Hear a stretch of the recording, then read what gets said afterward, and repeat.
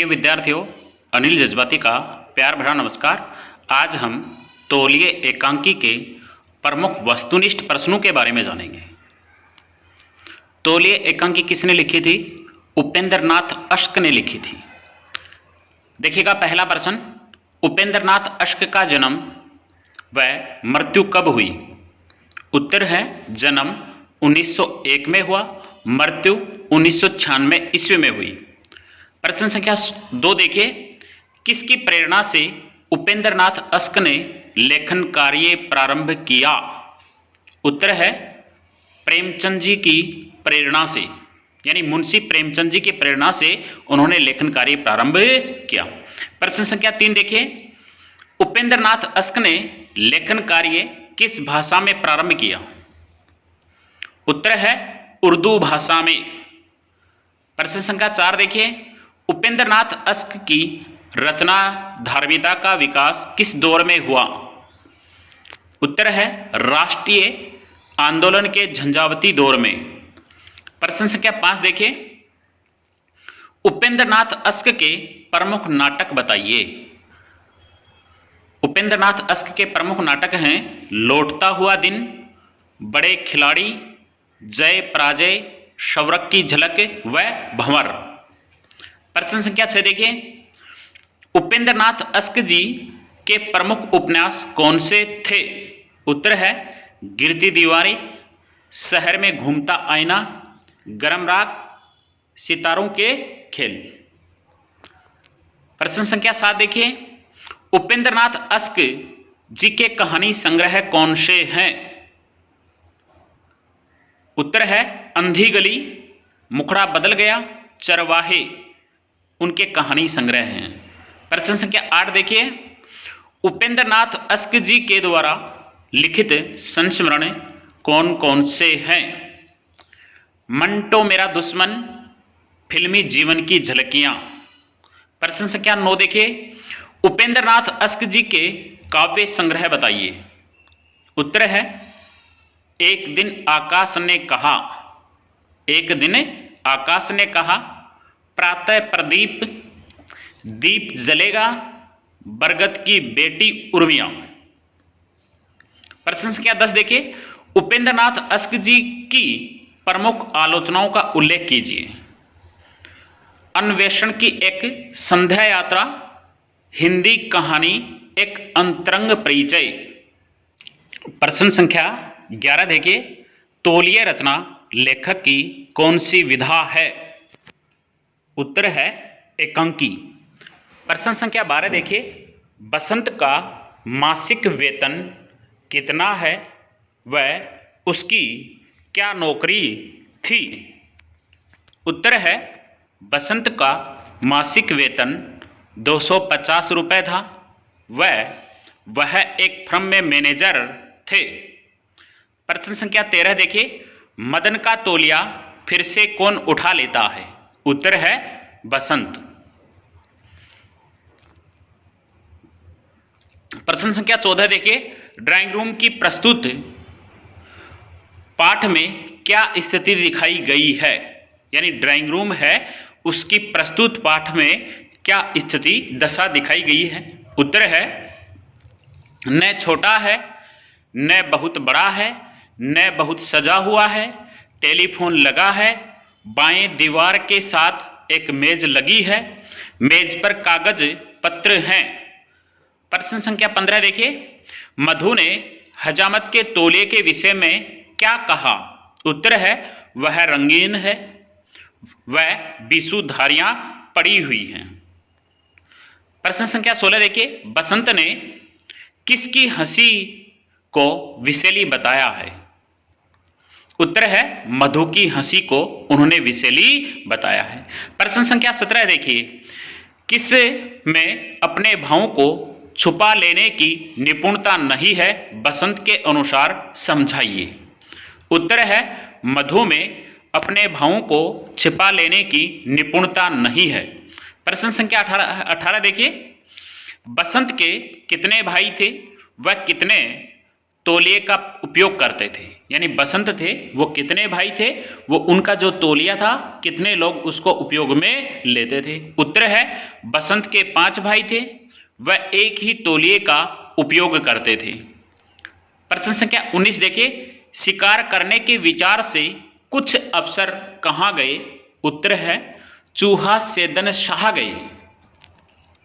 प्रश्न संख्या 20 देखिए, हमारे शरीर में रोग किस कारण बढ़ते हैं। उत्तर है हमारे शरीर की प्रतिरोधक क्षमता कम होती है तब रोग बढ़ते हैं। प्रश्न संख्या 21, चूहा सेदन शाह के लोगों की तंदुरुस्ती का क्या राज था। उत्तर है वे अधिकतर दही और लस्सी का प्रयोग करते थे और दही में बहुत सी बीमारियों व कीटाणु को मारने की शक्ति है। प्रश्न संख्या 22 देखिए, 2-4 होना मुहावरे का क्या अर्थ है। इसका अर्थ है आमना सामना करना। प्रश्न संख्या 23 देखिए, क्रोध के मारे मेरा रक्त खोल उठा, यह वाक्य किसने किससे व क्यों कहा। उत्तर है बसंत ने मधु से, जब मामा जी ने मदन को सेव के लिए दूसरा रेजर दिया। प्रश्न संख्या 24 देखिए, बसंत को किस बात की चिढ़ थी। स्वच्छता के विषय को शनक की हद तक ले जाने की। प्रश्न संख्या 25, देव व नारायण से बसंत का क्या संबंध था। उत्तर है देव व नारायण बसंत के मित्र हैं। प्रश्न संख्या 26, उसी और नीमो कौन थी। उत्तर है बसंत के पड़ोस की लड़कियां थी जिन्हें मधु असभ्य बताती है। प्रश्न संख्या 27, मधु स्वभाव में कैसी थी। उत्तर है सफाई रखने वाली व गंदे लोगों से घृणा करने वाली। प्रश्न संख्या 28, मंगला कौन थी। उत्तर है मधु के घर की नौकरानी थी। प्रश्न संख्या 29 देखिए, दिल्ली में चिंती व सुरो क्यों आती हैं। उत्तर है उनकी माताजी प्रयाग जा रही थी, उनकी बहनें सरिता का दिल्ली देखने का ख्याल था। प्रश्न संख्या 30 देखिए, सूरो और चिंती का मधु से क्या संबंध था। उत्तर है वे मधु की कॉलेज की सहेली थी। प्रश्न संख्या 31 देखिए, बसंत मधु को कहाँ जाने के लिए सामान बांधने को कहता है। उत्तर है बनारस जाने के लिए। प्रश्न संख्या 32, चिंती व सूरो दिल्ली में कहाँ ठहरी थी। उत्तर है कनाट पैलेस में मलिक चाचा जी के यहाँ ठहरी थी। प्रश्न संख्या 33, बसंत बनारस क्यों गया था। उत्तर है वहाँ का मैनेजर बीमार पड़ गया था इसलिए बसंत बनारस गया था। प्रश्न संख्या 34, मधु ने संस्कृति किसे बताया है। उत्तर है मानव की आधारभूत भावनाओं पर नित्य नए दिन चढ़ते चले जाने वाले पदों का नाम ही तो संस्कृति है। प्रश्न संख्या 35 देखिए, मधु तकल्लुफ, बनावट व नफरत को अपने दिल से क्यों निकाल देना चाहती थी। उत्तर है क्योंकि बसंत इन्हीं बातों पर मधु से झगड़ा करके बनारस चला गया था। प्रश्न संख्या 36 देखिए, मधु की सहेली पुष्पा की शादी किसके साथ हो रही थी। उत्तर है लेफ्टिनेंट वीरेंद्र के साथ। प्रश्न संख्या 37 देखिए, मधु अपनी स्वच्छता संबंधी विचारों को क्यों नहीं त्याग सकती थी।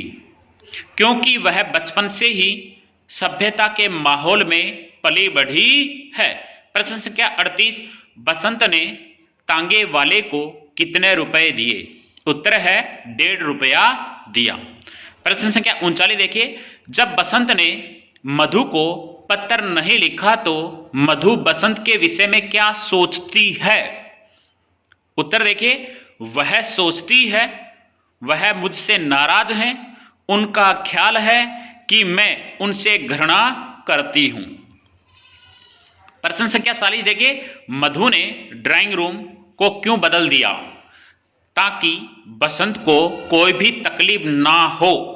प्रश्न संख्या 41 देखिए, सभ्यता बुरी नहीं है, स्वच्छता बुरी नहीं है, पर तुम तो हर चीज को सनक की हद तक पहुंचा देती हो और सनक से मुझे चिढ़ है। यह किसने किससे कहा था? बसंत ने मधु से कहा था। प्रश्न संख्या 44 देखिए, पाठ तौलिए गद्य की किस शैली में रचित है? उत्तर है एकांकी शैली में। प्रश्न संख्या 43 देखिए, मधु अपने बचपन के वातावरण व संस्कार के बारे में नौकरानी मंगला से क्या कहती है? उत्तर है वह कहती है जो संस्कार उसने बचपन से पाए उनसे मुक्ति पाना उसके लिए आसान नहीं है। प्रश्न संख्या 44, मधु के मामा ने बसंत द्वारा उनका रेजर इस्तेमाल करने के पश्चात क्या किया? मामा जी ने ब्लेड को लॉन में फेंक दिया, यानी बगीचे में ब्लेड को फेंक दिया। प्रश्न संख्या 45 देखिए, बसंत ने जीवन का रहस्य क्या बताया है? उत्तर है जीवन का भेद बाह्य तड़क भड़क में नहीं है, अंतर की दृढ़ता में है। प्रिय विद्यार्थियों, अगर आप मेरे चैनल पर नए हों तो मेरा चैनल सब्सक्राइब कर लें, जिससे कि आपको नए वीडियो प्राप्त होते रहें। बहुत बहुत धन्यवाद।